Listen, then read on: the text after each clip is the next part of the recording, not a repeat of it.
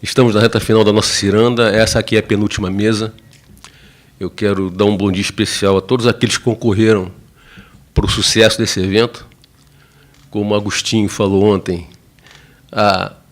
esse evento da Escola Lacaniana já faz parte do calendário cultural do Rio de Janeiro, da nossa cidade. Quero agradecer ao diretor Sérgio, diretor da nossa escola, e a todos aqueles que têm o nome citado aqui no folder atrás, pelo empenho, a Tereza Nazar, por ela relançar seu desejo, sempre, como deve ser, e a gente não espera dela outra coisa. Sim, com certeza. Você é a alma da escola e desse evento, com certeza. Muita gente não está aqui por N problemas, né? Eu levei meia hora para poder estacionar aqui, está tudo fechado, então acredito que muita gente está atrasada. Eu queria agradecer muito ao pessoal, os nossos colegas lacanianos de Vitória, de Brasília, né, ao Carrasco, que veio de Montevidéu, e a Beatriz, que veio de Buenos Aires. Dois temas foram muito presentes para nós aqui. Eu vou falar rapidamente, 1 minuto. A questão da verdade e a questão da morte, né? Novamente, hoje tivemos um problema, quer dizer, um luto, né? Vamos fazer. O irmão de Onesi faleceu essa madrugada, por isso ela não está presente aqui pessoalmente, está presente aqui na nossa lembrança. Em relação à verdade, eu lembro, Pôncio Pilatos pergunta a Jesus o que é a verdade. Jesus humildemente se cala. Se ele tivesse perguntado a um político brasileiro, ele teria dito, veja bem, se ele tivesse feito essa mesma pergunta a um escritor russo, né, Casado, ele pediria muito papel, lápis e começaria a escrever um livro. A introdução teria pelo menos umas 800 páginas. E, finalmente, se fosse um psicanalista lacaniano, ele diria, Pôncio Pilatos, eu preciso de um quadro, algumas canetas, e começaria imediatamente a traçar grafos, matemas e, logicamente, as fórmulas quânticas da sexuação. Ninguém iria entender porra nenhuma, mas, a partir daquele momento, todos se diriam lacanianos, né? Inclusive Pôncio Pilatos. Vamos passar, então, a apresentação dos colegas da mesa. À minha esquerda eu tenho Márcia Ciriliano, à minha direita, à minha esquerda, Joana Dark, um nome já diz muita coisa. Bastos, ok. O título da nossa mesa é O Dizer do Sujeito e Sua Música. Vamos ouvir Joana começando os trabalhos.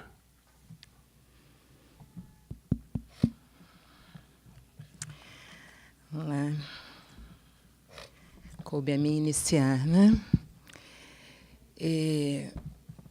Eu me solidarizo com a perda da Onesi, né, par da escola. No entanto, eu quero dizer da minha alegria em estar aqui, em compartilhar dessa mesa com a minha amiga Márcia, coube a nós duas, a condução dela, com o meu companheiro de escola lacaniana, coordenador da mesa, Fausto. Quero falar da minha alegria em participar desse evento da escola singular. Fausto já falou a respeito também. E quero falar também da alegria de compartilhar com vocês um pouco das minhas reflexões. Eu nomeei esse texto A Letra do Tempo, a evidência da fotografia, com a ajuda de Roland Barthes, que é quem também me auxilia nessa escrita. Mas eu começo recortando uma definição de Lacan, que eu tirei de um capítulo do Coutinho Jorge, dedicado ao inconsciente e à linguagem, lá dos fundamentos da psicanálise. E, nessa definição, Lacan diz que o significante é o que representa um sujeito para outro significante, enquanto que o signo é o que representa alguma coisa para alguém que saiba lê-lo. E assim eu começo. Mãe, hoje é o amanhã de ontem? Hoje é o amanhã de ontem? Foi assim, repentinamente, de pronto, de supetão, que meu filho, aos 4 anos e meio de idade, há 21 anos atrás, demandou subitamente o meu olhar sobre a passagem do tempo. Ditos assim, em ato contínuo, por aquela criança em tão tenra idade e tão ávida por tudo saber, os significantes do tempo provocaram em mim o efeito de uma avalanche. Atônita, vivenciei ali, por longos instantes, a mais pura vertigem do tempo, resultante de deslocamentos e condensações inesperados. A entrada na ordem simbólica não poderia ser mais notável do que nas voltas de sua articulação com o inapreensível, com que é sempre faltoso. Mais recentemente, um outro abalo, desta vez provocado por minha filha, que hoje vem me ver, que, diante da notícia súbita da separação de um famoso casal, sentencia impactada frente ao encontro faltoso com a coisa. Mãe, o amor não existe! O sentido de inexistência para a falta de sentido mais radical. Desta vez eu já não me encontrava tão desavisada, porém não menos surpreendida com o impacto da ruptura nas ilusões de minha menina. E assim lhe respondo. Existe, minha filha, existe, mas acaba. Eles não foram felizes para sempre. O amor é o encontro com esse impossível, ainda que disso o amor não queira saber.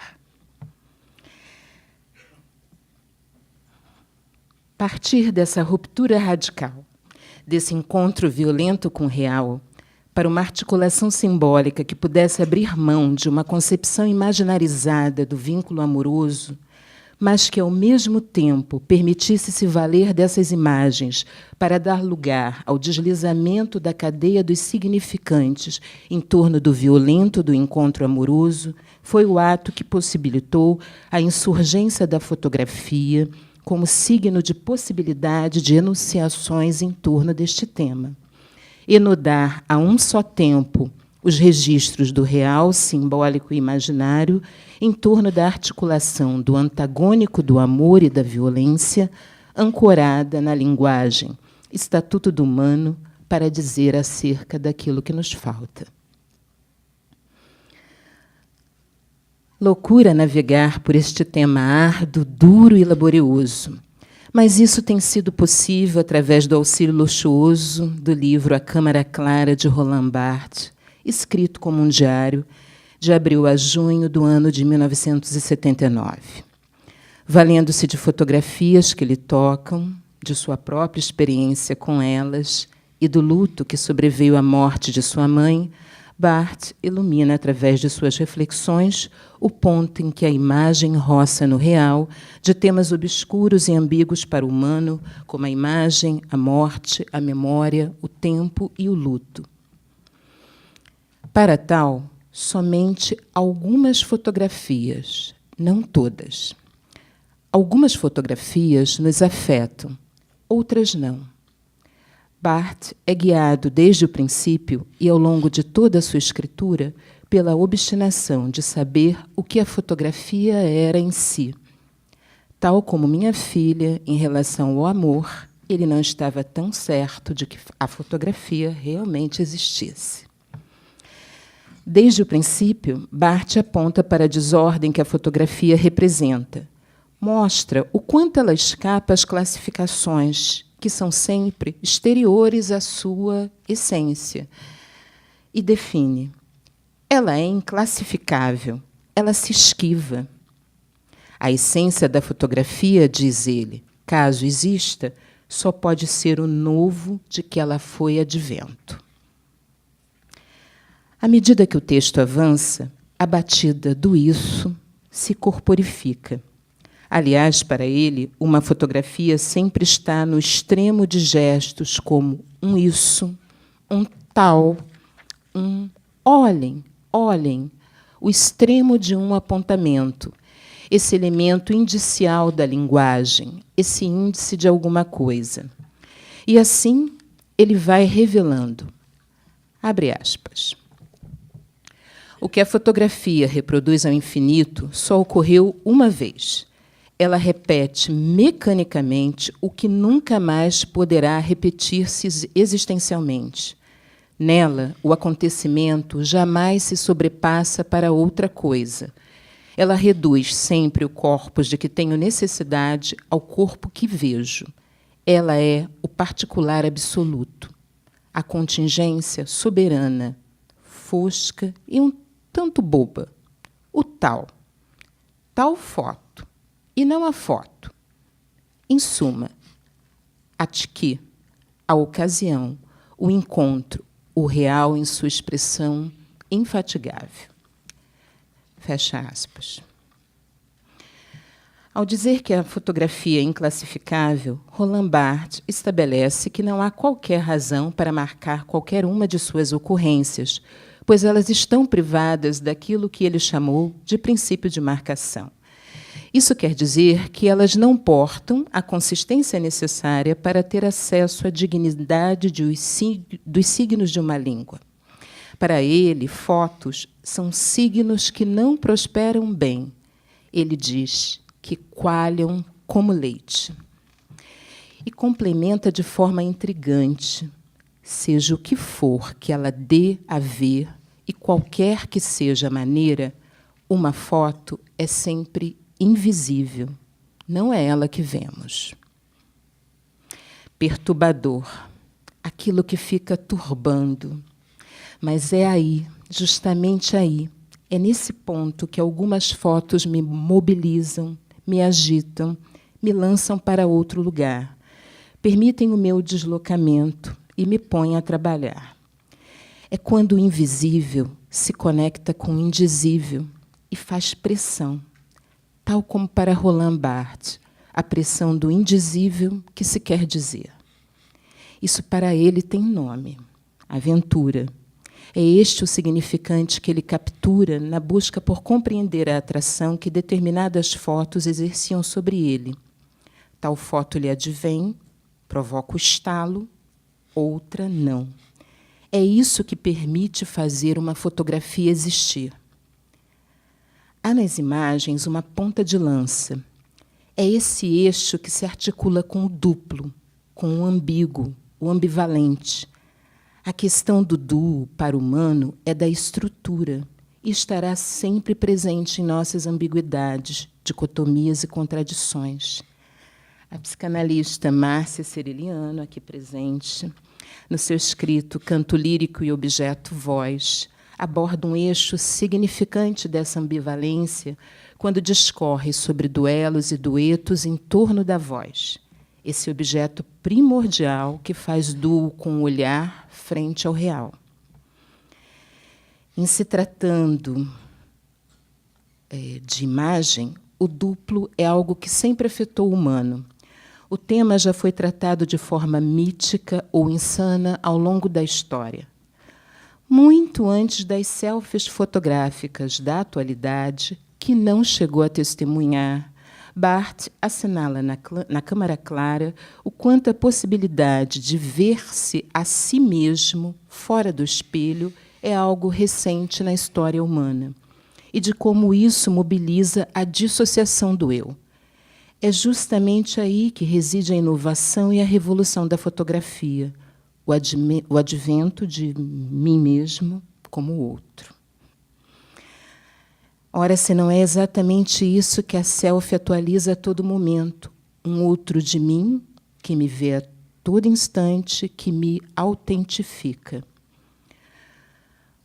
O caso é que a binariedade é fundante para o sujeito, que, como define Lacan, só é representado como tal, ou seja, como sujeito, em meio a dois significantes. Coutinho Jorge, instruindo sobre os fundamentos da psicanálise, mostra como o tema da significação antitética das palavras primitivas era central para Freud, e que isto permitiu a Lacan enunciar que os significantes surgem aos pares, um referido ao outro, tais como vida e morte, estranho e familiar, homem e mulher, amor e ódio, dualidades opostas e intimamente relacionadas, em meio às quais o sujeito vem se colocar. Barthes também distingue nas fotografias que lhe tocam duas dimensões heterogêneas e descontínuas em copresença, que ele nomeia em latim por não ter encontrado na língua francesa nenhuma nominação que lhes fossem mais apropriadas. São elas o studium e o punctum. Neste par residem os planos de uma foto que para ele capturam o olhar, fazendo com que ela exista como tal. Um plano é a vastidão, o banal, o familiar, o apreço, o interesse ou o investimento do sujeito. Aquele plano em que a gente identifica as compreensões, que a gente compreende, né, as intenções do fotógrafo. Esse é o estúdio. O outro plano parte inesperadamente da cena da foto e vem cindir. Esse é o estúdio. E vem cindir, desculpem, o estúdio, né? Ele é contundente e atinge o espectador como uma flecha. É assim que observa Barthes a partir de sua própria experiência. O punctum remete a isso, que atinge e que marca como uma picada, como uma ferida, que surpreende, que se contrapõe ao estúdio. O punctum salta da cena e vem afetar. Está saltando aí. Aliás, o afeto é algo que Barthes se recusa a reduzir de uma foto. É com essa força que estamos comprometidos quando decretamos que algo nos toca. Uma força metonímica, diz ele. Na maioria das fotos, nada de punctum, apenas o interesse geral. Elas permanecem inertes diante do olhar. São fotos unárias, onde nada nelas faz a realidade vacilar. No máximo, um gosto ou não gosto casual. O punctum é contingência pura. É no acaso que algo, um simples detalhe, punge, abala, fere, mortifica, permitindo um acréscimo, um mais além à foto de algo que já estava lá.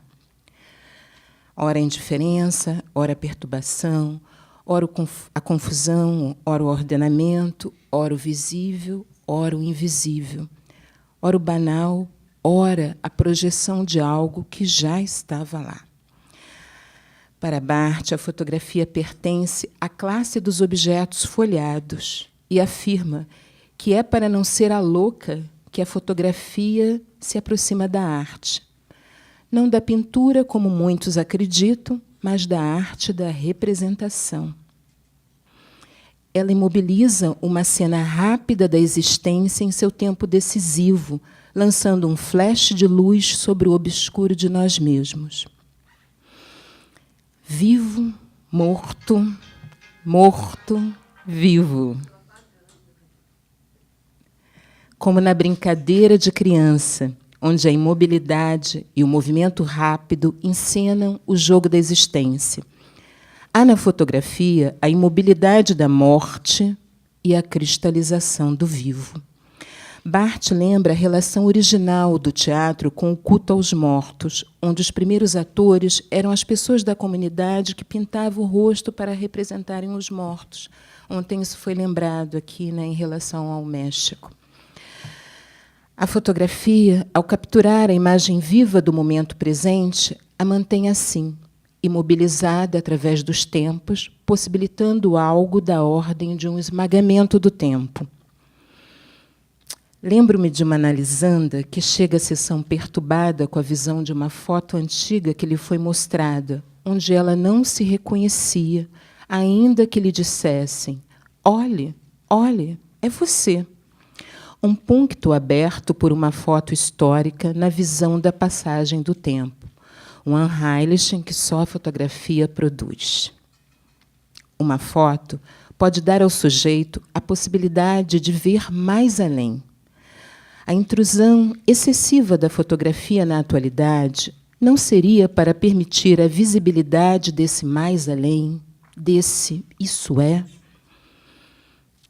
Hudson Lima, músico, psicanalista e fotógrafo, diz que a fotografia é a grafia da luz.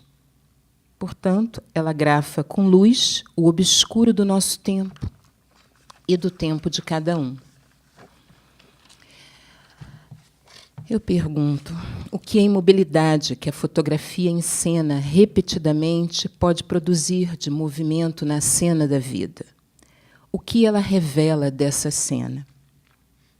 Para Barthes, a fotografia que o afeta é como uma sonata clássica. As sonatas são composições bitemáticas dos séculos XVIII e XIX para instrumentos solistas. A principal característica de uma sonata clássica eram os grandes contrastes provocados pelas significativas variações de tons e temas. Yud Menuhin, no livro A Música do Homem, disse que a forma da sonata é como um útero onde, no seu interior, o compositor coloca suas visões pessoais. A forma poderá ser repetitiva, mas o conteúdo será sempre singular, original e crescente como uma centelha inventiva. Beethoven é um dos fortes representantes desse estilo musical. É dele a belíssima Sonata ao Luar. Conta-se que esta composição foi criada após ele ter ouvido com dificuldade, pois já padecia da deficiência auditiva que o atingiu, uma jovem cega dizer que seu maior sonho era ver uma noite ao luar. Emocionado e afetado, ele, que apesar das dificuldades podia ver, escreve na pauta aquilo que lhe pungiu. E assim, a partir da luz na escuridão, de andamentos opostos, faz nascer uma das mais belas músicas da humanidade. Tal como a música, a fotografia é criação humana frente às polaridades que nos constituem. Fusão do espaço-tempo. Vias que conectam e reconectam o sujeito incessantemente. Certa vez, eu ouvi Carlinhos Brown, músico do nosso tempo, dizer: a música liga o humano ao invisível. E eu fiquei pensando, ora, se não é exatamente este o efeito provocado por algumas fotografias. É isso.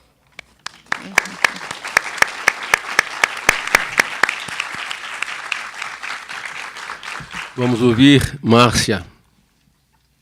Bom dia. Agradeço a oportunidade de estar aqui numa mesa que a Tereza Nazar pensou com muito carinho para a gente. Agradeço a beleza do texto da Joana, agradeço a presença aqui do Fausto para fomentar a discussão e a presença de vocês. Inicio o meu texto intitulado O Tempo e o Autor, Leitor de Si Mesmo. A música em Ribamar. Uma antiga canção de autoria de Reginaldo Bessa, apresentada no Festival Abertura em 1975, e com a qual inicio este trabalho, traz o seguinte refrão: o tempo não para no porto, não apita na curva, não espera ninguém. Talvez por ser inapreensível, tentemos mensurar o tempo cronologicamente, com relógios, calendários e agendas de compromissos. Entretanto, o inconsciente que nos habita insiste em seu tempo lógico. Sujeitos falantes, navegando nos equívocos, como canta Elis Regina na corda bamba de Sombrinha, às voltas com nossas perdas, escutamos a voz de Cazuza que também profetiza: o tempo não para. Temos, então, Cronos, o tempo do calendário, e o Kairós, tempo de Deus, do real, do que não cessa de não se inscrever. Alguns sujeitos falantes se aproximam do Kairós. O Papa Francisco instituiu o tempo da misericórdia este ano, até novembro, e sobre esse tempo escreveu um livro que mostra um Deus disponível a qualquer um, independente de credo religioso, mas que o busque confiando no seu tempo. Poetas também flertam com Kairós, descem aos infernos para ressurgir, aceitam angustiar-se para provar algo de um tempo de paz. Mesmo fazendo esforços ao preço de nossos sintomas, não controlamos o tempo. A música, que também acontece no tempo, igualmente abriga produções para questioná-lo. Para se opor ao tempo, uma música sem tempo, pois a música, de acordo com Didier Weil, ultrapassa todas as leis escritas e torna transmissível a parte de real que a lei não pode assumir. Assim, temos produções musicais ocorrendo fora do tempo, ordenando-se a partir de algo que não o tempo musical. É o que nos resta, brincar com o tempo, que, como canta Nana Caymmi, no fundo é uma eterna criança que não soube amadurecer. Eu posso, ele, o tempo, não vai poder me esquecer. Esquecer, apagar, ou redimensionar as marcas do tempo. Um desafio interessante. Desafio que a música ajuda a enfrentar. Foi o que me levou a escrever após a leitura de Ribamar, de José Castelo, aqui presente. O livro me foi apresentado por seu autor e meu amigo após a inauguração do bistrô literário da Escola Lacaniana de Psicanálise do Rio de Janeiro, em abril. Esta é a produção a partir dos efeitos que a palestra dele, em abril deste 2016, provocou em minhas buscas pelas articulações entre psicanálise e música. O objeto voz, ponto de partida para minhas pesquisas, foi trazido por este autor que lê a si próprio e às cegas aventura-se em seu material de trabalho, confiando que algo o guia. Algo, a coisa, o objeto a ser bordejado. Voz e olhar, a díade pulsional que em Ribamar se mostra na capa do livro e na disposição dos capítulos. Parece a mim, leitora do romance Ribamar, que a voz em Castelo que me chega é esta. Música tem pauta, a pauta faz a capa de sua obra.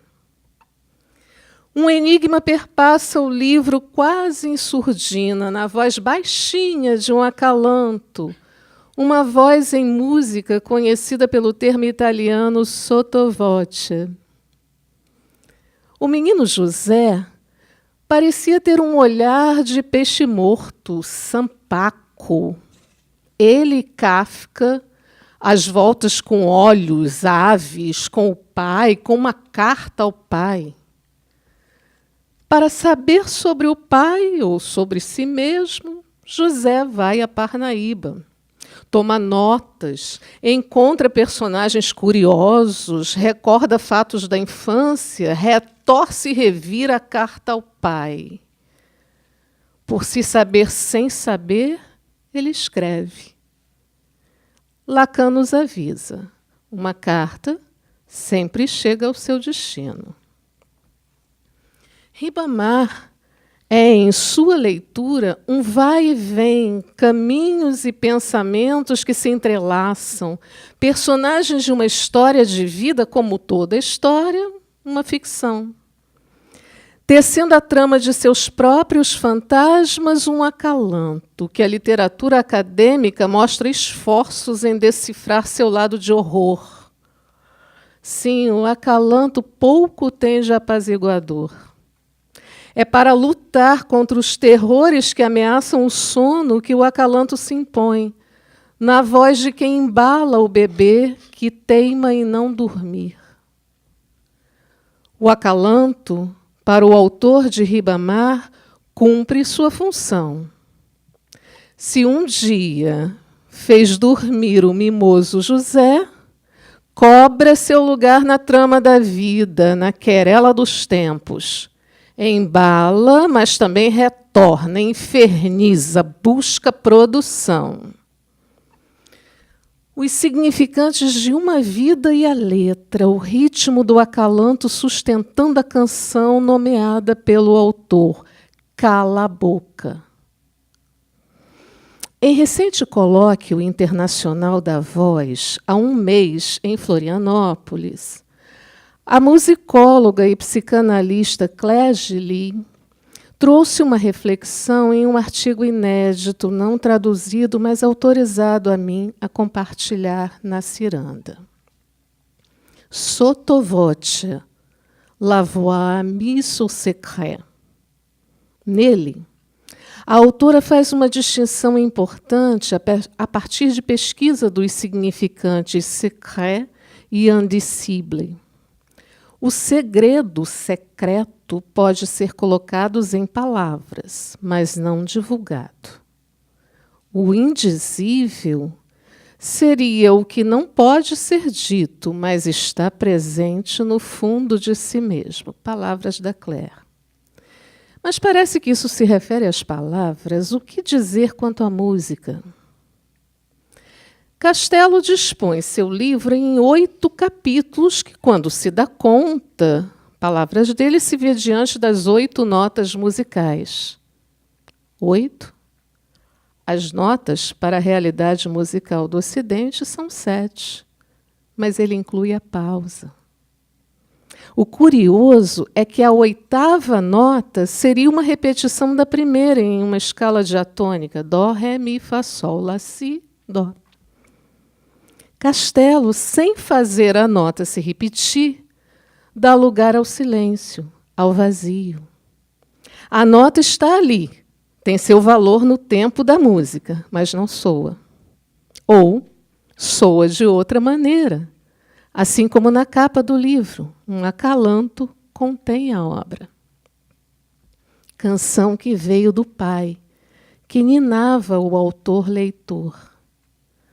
Canção que embala, irrita, inferniza, ordena, cala a boca. E vai ordenando, dando ordenamento a uma obra que extrapola o conteúdo para se abrigar nas nossas próprias dores e nossa música. Pois, se o acalanto, como vimos, também é da ordem do horror, morte e nascimento comparecem de mãos dadas no tempo, no kairós de cada sujeito. O que Ribamar nos presenteia em sua música, o que ela carrega? No instante de ver, há textos soltos. No tempo de compreender, os textos são agrupados pelas notas musicais. No momento de concluir, a capa contém a obra, a música na canção de ninar, o corpo que embala, o ritmo dado pela batida de um coração. Em música, a nota tônica que conclui o acalanto corresponde na letra da canção ao verbo ser. É. Também o eco da última letra do nome do autor, José. Esta mesma nota dó ganha nos capítulos do livro o título de nada. Enquanto isso, a pausa ganha o título de aves. Assim, o tempo se ressignifica. As aves atemorizam? Nem tanto. Elas voam no vazio, no nada que é produtivo. Pois se o homem é, o sujeito do inconsciente canta, embalado pela música do Pai. A partir daí, num sostenuto, o autor sustenta seu desejo. Mantém o enigma que seguirá para cada leitor, até mesmo para ele, leitor de si mesmo, conduzido pela melodia da canção. E como em música, o ritornelo não garante que a repetição seja igual, O que eu escuto, quanto mais o refrão se repete nos capítulos finais do livro, é música, que na confecção deste trabalho permite que o tempo também trabalhe em mim, produzindo seus efeitos. Uma homenagem à minha amiga Sandra, que, quando se foi, em 2012, deixou o irmão dela, José Castelo, fazendo parte da minha vida. Esta homenagem era para ser cantada com acompanhamento do teclado, cuja fonte queimou assim que foi ligada. Já tem? Então, vamos ver se funciona. Eu estou, por motivos mais que óbvios, bastante emocionada. Meu tempo de estudo de canto lírico é muito pequeno. Minha professora de canto está aqui na primeira fila, fazendo a ciranda com a gente, inscrito na ciranda. E o Jorge Valdívia é o acompanhador dos alunos do Conservatório Brasileiro de Música. E a gente vai tentar ver se funciona e fazer de Johann Sebastian Bach, do Magnificat, o Quia Respexit.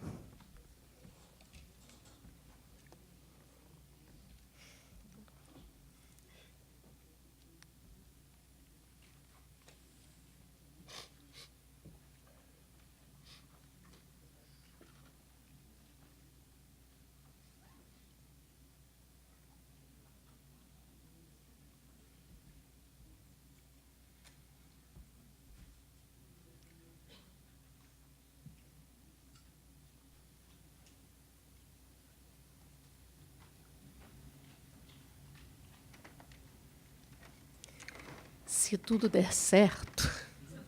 Já saiu o som? Não, não tem. Está ouvindo?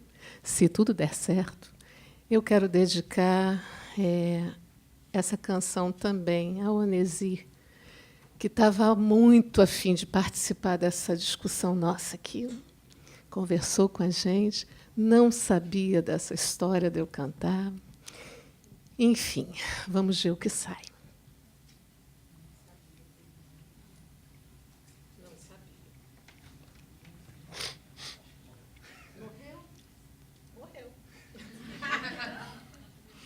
Mais uma?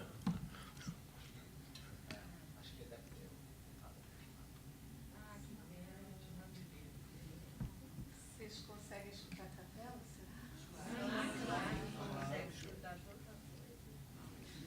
Pois é, né? O analista escuta tanta coisa, então eu estou fazendo um atrevimento, porque Bach, né? Mas vamos lá.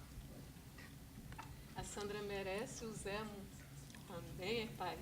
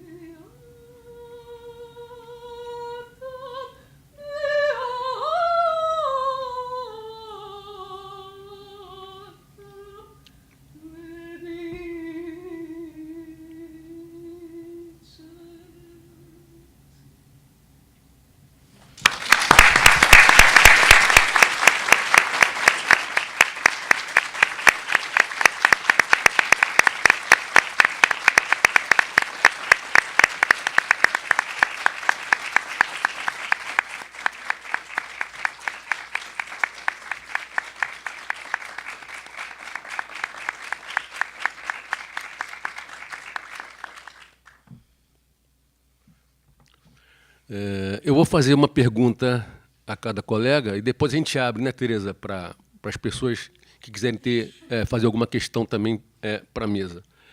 Para a Joana, eu faço uma questão.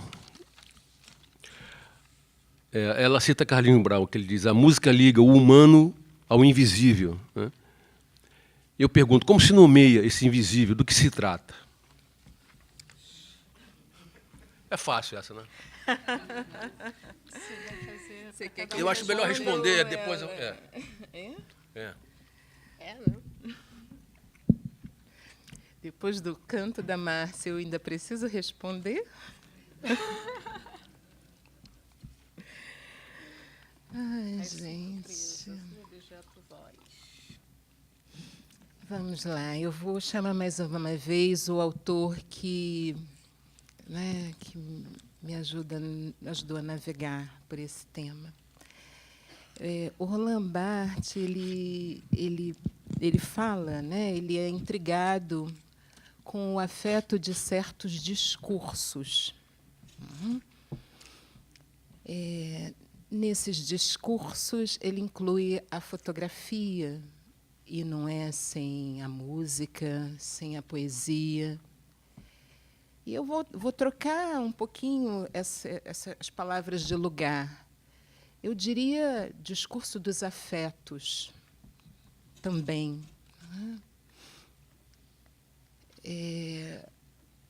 A música, e eu usei dizer a fotografia também, tem essa propriedade, né, de conectar a gente, né, conectar o humano, a todos nós, com esse inapreensível, né, com essa categoria daquilo que é inapreensível, que é inaudível, invisível. É difícil de falar, né? Com isso que é da ordem do real, onde o dizer escapa, mas como esses discursos, né? Márcia contemplou isso ao longo do trabalho dela, né? Conectam a gente o tempo todo com isso que está na ordem do mais além, com isso que não está, mas está, que é o que a fotografia, né, no seu ponto, né, provoca também em nós, algumas fotografias, é claro. Por aí. Ok. Obrigado, Joana. Para Márcia, eu faço aqui a seguinte questão. Podemos considerar que é uma lalangue que venha do pai, trazendo consigo a lei e um super-eu feroz, porque, no caso de Ribamar, o acalanto vem com, em determinado momento, um cala-boca. E, além dessa lalangue que vem do pai, uma lalangue que venha da mãe. Uma lalangue amorosa, que pacifica, que não é aterrorizante, como essa lalangue que vem do pai. É isso que eu pergunto. Seria possível a gente considerar uma lalangue do pai, precursora do super-eu, junto a uma lalangue da mãe? Como é que você vê isso, Márcia? Olha, meu caminho na psicanálise é ainda embrionário. Então, assim, até onde eu consigo compreender Lalangue, esse emaranhado de sons e de silêncios, e algo que o bebê nem consegue, se marca no corpo, mas não tem codificação, né? Inscrição. Obrigada. Lalangue viria do pai, da mãe, do ambiente, de tudo, né? Eu não separaria super-eu, acho que super-eu nem há nesse momento, né? Então, assim, é algo que vai se constituir num outro tempo, né? Super-eu, eu acho que, se eu for pensar na minha experiência de trajetória da confecção desse trabalho, foi tudo que poderia me impedir de estar fazendo o que eu consegui fazer, né? A fonte do teclado queima, outra fonte é trazida. E, assim, se tivesse algo de cala-boca em mim, eu não tomava coragem. Na verdade, eu fiz um sacrilégio, né? Cantar Bach, a capela, por favor, né? Não dá. Os músicos, por favor, me perdoem, né? Tem 2 aqui na minha frente. Mas estamos no encontro de psicanálise. Trata-se aqui de uma música que a gente escuta quando está na poltrona, né? Escutando o paciente no divã. Oi? E deitado no divã também, né? Então, assim, é uma música de outra ordem que eu estou tentando também perseguir, até mesmo no meu processo de análise. Então, é de outra coisa que se trata, né? Então, eu acho que por isso eu me autorizei, porque tratava-se de uma homenagem, a uma irmã, né? Uma grande amiga, que eu sinto muita saudade, e que o irmão dela está aqui presente, né? Então, meu irmão também. Então, não tinha como não cantar, né? Então, acho que isso que me move a escrever, isso que Ribamar faz comigo. O Castelo, na apresentação dele, falou que o que ele deseja, né? Me corrija se eu estiver errado no texto, mas, enfim, o que eu escutei foi isso, que você deseja que o leitor faça com aquilo que ele está lendo ser sacudido. E eu posso te assegurar que eu fui sacudida violentamente durante essa semana, pensando, canto, não canto, ensaio, e, de repente, eu vou e resolvo cantar a capela. Então, assim, falando em super-eu e falando, né, em Lalande, acho que é isso que é o melhor que se pode fazer, né? Calar a boca do super-eu. Algumas questões?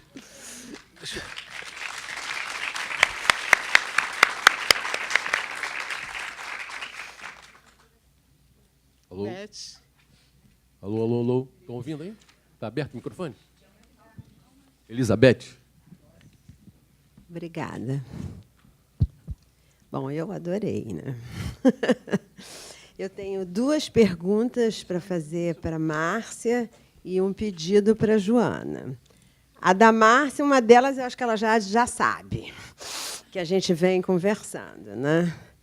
Eu queria te perguntar se o tempo musical é engendrado pelo ritmo. A segunda, eu queria saber se você pode dizer um pouco mais sobre uma afirmação do Alain Didier-Weill, que as notas são significantes puros. E, para a Joana, eu queria saber se você podia falar um pouco mais dessa história que você contou aí, da sinfonia e do útero.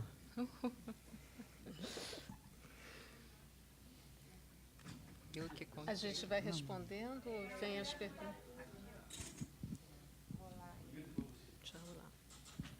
Bom, uma mesa que não é qualquer, né? Olhar e voz. Eu soube agora, porque eu entrei um pouco atrasada, do motivo da ausência da Onesir, e quero fazer uma homenagem a ela na minha questão. Ela estava muito preocupada com a saúde desse irmão desde a semana passada. Mas, se ela estivesse aqui, e ela não está, mas ela me autoriza, ou senão eu tomo autorização, ela faria um belo nó, porque ela gosta muito da topologia e, certamente, ela faria, né, essa reversão pulsional, dizendo freudianamente, olhar e voz. Bom, eu queria colocar para vocês 2 um ponto de avanço da psicanálise para o que se passa hoje. Você falou desse ponto da fotografia que vela e revela, eu estou falando com minhas palavras, né? Aquilo que é impossível de ser visto, ou qualquer coisa nesse tom. E você também fala dessa pausa, né? Dessa suspensão. O que acontece hoje? A gente tira a fotografia. Aí, quando você falou, né, desse ponto que não revela, eu pensei, na foto, apesar da foto fazer essa paralisia, né, e mostrar essa imagem, há traços por trás daquela foto, como a sua cliente revelou, que são impossíveis de ser vistos, né? Hoje, você tira uma foto, e eu sou vítima disso, porque tenho neto e filha, e passa no Photoshop e acaba com todos os traços, as rugas, fica tudo igual. As 3 gerações ficam absolutamente no mesmo tempo. E antes tinha o negativo. Né? As pessoas andam na rua com um negócio no ouvido, não ouvem buzina dos carros, e se você quiser perguntar alguma coisa, ela não ouve nada, porque ela está ouvindo o tempo todo. Então, essa fotografia que vê até aquilo que não existe, porque as 3 gerações não se encontram no tempo, e também esse momento que se vive hoje, onde se entope os ouvidos de barulho, eu nem quero dizer de som, não sei se posso dizer assim, me desculpe os músicos, e que não ouvem aquilo que lhe toca.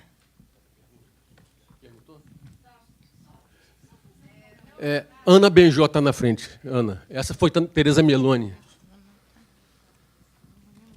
Márcia, eu queria que você explicasse para a gente o que é o acalanto e o que isso tem a ver com o horror. Só mais uma questão da Ana Paula, então, lá em cima.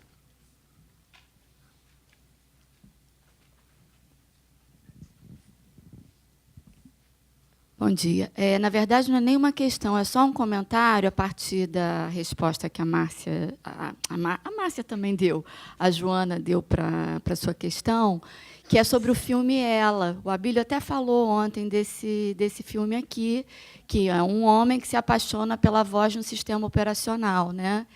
E há uma passagem no filme que é muito interessante, porque eles querem uma foto.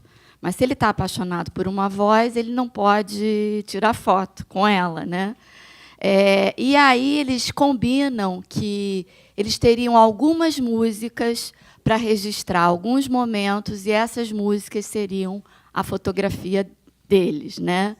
Então, só um comentário e uma questão, se a gente pode pensar, que eu gostei dessa relação que você fez entre a fotografia e a música, que despertam os nossos afetos enigmáticos e que tem a ver com Lalang, né? Se a gente pode dizer, de alguma maneira, que a fotografia é a música do olhar. Tá. Estamos com o tempo estourado. Sejam sucintas, por favor, nas respostas.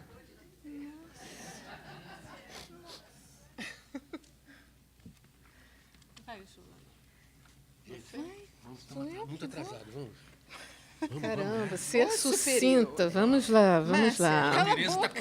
Cala a boca. Para Beth. O tempo musical é engendrado pelo ritmo. As notas são significantes puros. E aí eu escutei da Inês Catão assim, o ritmo é significante, porque faz o corte, né? Então, eu acho que, quando ele fala dessas notas enquanto significantes puros, é o que está grafado ali na partitura, que eu posso fazer soar isoladamente, né? Porque, quando eu penso em melodia, eu acho que eu tiro um pouco essa pureza, né? Não dá para pensar, porque aí já vai entrar algo do sentido, algo da melodia da voz da mãe, né? De continuidade, obrigada, Tereza, das vogais. Então, e aí, falando nas vogais, eu fico pensando no acalanto, né? Você me fez uma outra pergunta em relação ao tempo musical, né? Eu vou tentar tempo musical engendrado pelo ritmo. Eu vou tentar juntar isso com a pergunta da Ana sobre o acalanto, né? O que tem a ver o acalanto? O acalanto é essa canção para embalar esse bebê, né? Para acalentar o bebê e fazê-lo acalmar e fazê-lo dormir. E que isso remete a essa batida do coração, né? A esse ritmo do coração. E esse ritmo acontece numa pulsação, né? Tá, tá, tá, tá, tá, tá, tá. Ele fica acontecendo nesta ritmicidade em que há uma melodia que às vezes contém coisas muito terroríficas na letra, né? Tutu marambá, não venha mascar, né? Que o pai da criança te manda matar. Então, Jeremias Ferraz, né? Esse é um dos exemplos, né? Vários. O Jeremias Ferraz ele faz um trabalho lindíssimo e muito antigo dos anos 80 sobre isso, sobre esse lado de horror, né, que contém a letra do acalanto para que essa criança possa perder o controle. Sono e morte são a mesma coisa para o bebê, na opinião do Jeremias, né? Então, nesta batida do coração que vai ninando, essa letra vai dizendo tudo que seria de horrível, como calma, quieto, eu estou aqui com você, vamos dormir, vamos acalmar. Tal, né? Nana, neném, tem vários, né? E aí essa questão foi um pouco mais desenvolvida pela Cavani, tem um livro chamado O Acalanto e o Horror, né, que fala exatamente dessa parte, que não é nada apaziguadora. E sono para o bebê não é nada apaziguador, né, segundo esses teóricos. É uma forma de morrer. Né? Então, oi? Tá, e agora a homenagem a Onesir e o Nó, né? Você está querendo falar do som excessivo. Ontem eu tive uma experiência no Museu do Amanhã, ali naquele boulevard, em que vários grupos, várias coisas estavam sendo cantadas. Eu falo coisas porque eu não conseguia nem distinguir. Né? Elas chegavam todas ao mesmo tempo, sem o espaço, né, de silêncio, de você poder... A pausa ela é inteligentemente colocada na música para a música ter os efeitos que tem para cada um de nós. Então, esse entupimento do ouvido, ele se serve a alguns propósitos que a gente já está vivendo na sociedade, né, para não ouvir, para não... A psicanálise vai na contramão disso, né? Porque favorece a escuta, mas tudo que a gente não quer é escutar. Né? Joana. Eu vou tentar fazer o encontro das 3 perguntas. Obrigada por todas elas. Né? Elizabeth, não sou eu que falo do útero, né? É o Wilde Menuhin, nesse livro, que é um clássico, A Música do Homem, quando ele vai falar... A música do homem. Então, quando ele vai falar um pouco mais sobre a sonata, né, eu vou buscar, né, nesse conhecimento algo para trazer para vocês. Ele faz essa referência da forma da sonata com o útero e, para mim, né, tem esse significante da criação, né? Olha que interessante, né? Que é isso que o Beethoven faz diante da falta, né? No momento que ele está vivendo a perda da audição e que ele encontra também com uma cega, não é? Assim, esse significante caro, né? Ele faz essa música belíssima e o Wilde Menuhin faz essa articulação da criação, né, da invenção. Eu até achei interessante quando a Márcia fala dela em um momento embrionário, né, logo depois do útero, ela como psicanalista. Teresa fala sobre um pouco disso que vela e revela, mas com a contemporaneidade, como é que é isso, né, nesse contemporâneo. Eu falei um pouquinho das selfies, eu achei que isso ia aparecer, aí eu peguei um jornal e falei assim, vou trazer essa notícia fresquinha do primeiro dia da ciranda. E a fotografia, né, da Ana Paula, já te respondo. Quando ela fala, fotografia, a música dos olhos, que lindo, Ana Paula, do olhar, do olhar, dos olhos não, do olhar. Que lindo, não preciso dizer mais nada. Fotografia e música. Márcia está falando da batida, do ritmo, né, da pulsão. O Barthes, quando fala da fotografia, ele traz a tique, né, esse encontro faltoso, mas tem lá na repetição, esse automaton, isso do simbólico, né, que a poesia, a música traz, né, e nos convoca a esse encontro.